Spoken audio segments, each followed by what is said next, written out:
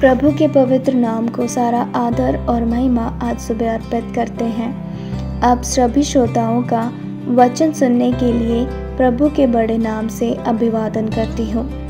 आज के अध्ययन के लिए हम पहला पत्रस उसका 5वां अध्याय उसके 12वें वाक्य की ओर अपना ध्यान लगाएंगे। जैसा कि लिखा है, मैंने सिलवानुस के हाथ, जिसे मैं विश्वास योग्य भाई समझता हूँ, संक्षेप में लिखकर तुम्हें समझाया है और यह गवाही दी है कि परमेश्वर का सच्चा अनुग्रह यही है, इसी में स्थिर रहो।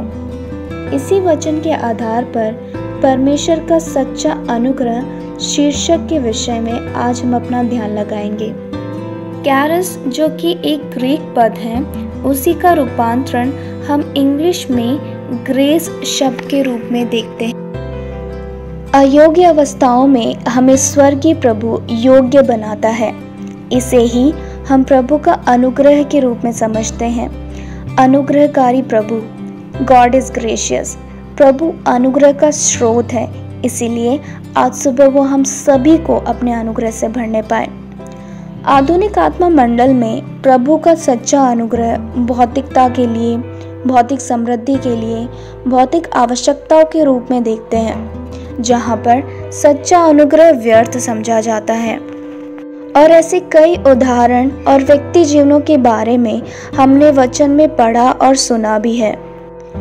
आज हमारे ध्यान किए गए वचन में पत्रस अपोस्तल आदि सभा के विश्वासियों के समूह से यह स्पष्ट रूप से कहता है कि परमेश्वर का अनुग्रह यही है और इसी में स्थिर रहो।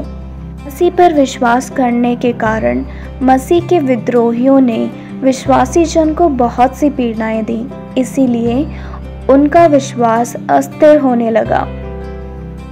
इसीलिए पत्रस विशेष रूप से उन विश्वासी जन को संबोधित करते हुए यह वचन कह रहा है, जो कि नीरो चक्रवर्ती राज्य के राज्यकाल में जिन विश्वासियों ने पीड़ाएं सही थी और वे सब अपने विश्वास में स्थिर रहे। विश्वास में रहने के कारण जहाँ वो पैदा हुए और जहाँ वो बड़े हुए, उन्हें अपने देश यरूशलेम से निकाल दिया गया और उन्हें एशिया माइनर में तितर बितर होकर रहना पड़ा।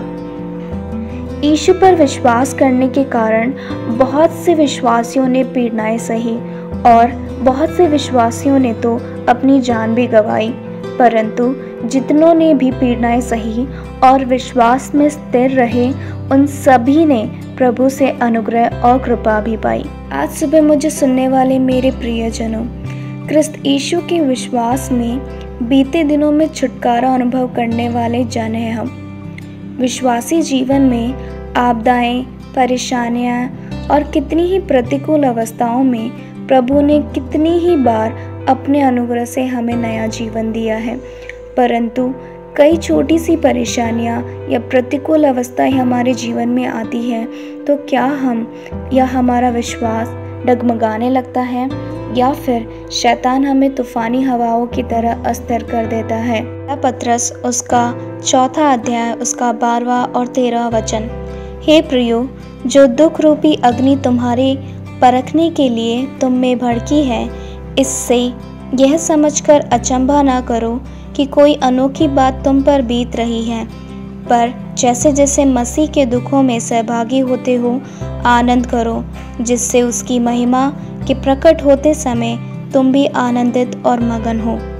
आज हम जब भी पीड़ाओं का अनुभव करते हैं, तो प्रभु की बड़ी और विशेष योजना उसके पीछे होती है।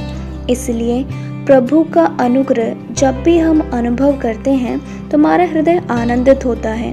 वही आनंद हमें हमारी वेदनाओं में भी अनुभव करना है। हम सत्य वचन में कृपा, यीशु मसीह के नाम से छुटकारा, प्रभु में सुरक्षा अनुभव करते हैं, हम आनंदित होते हैं। उसी तरह प्रभु यीशु मसीह के नाम से जब हम ताड़नाएं, निंदाएं, श्राप, शत्रुता, पीड़ाएं सहते हैं, तो हम प्रत्याशा रखने वाले होने चाहिए। थोड़ा और संक्षिप्त में बताऊं तो सत्य कृपा का अनुभव हमारे जीवनों में 2 प्रकार से होता है।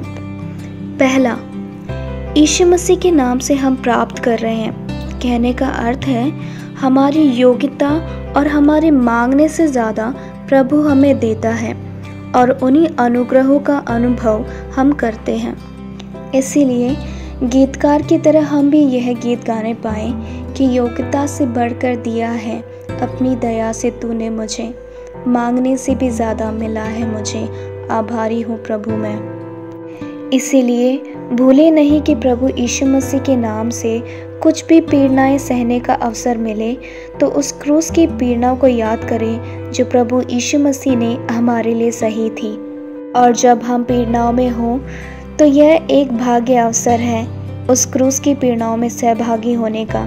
इसीलिए उस समय कुड़कुड़ाए नहीं, ना ही शंका करें और ना ही निराशहीन हो, परंतु प्रत्याशा के साथ उस गीतकार की तरह हम ये गाना गाने पाए कि मेरा भरोसा अनुग्रहकारी प्रभु यीशु पर है।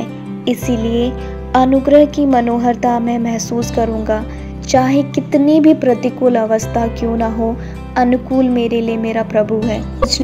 इन्हीं वचनों के द्वारा आदि सभा की तरह सच्चा अनुग्रह प्राप्त करके और उस पर स्थिर रहने में प्रभु हमारी सहायता करे। आमीन।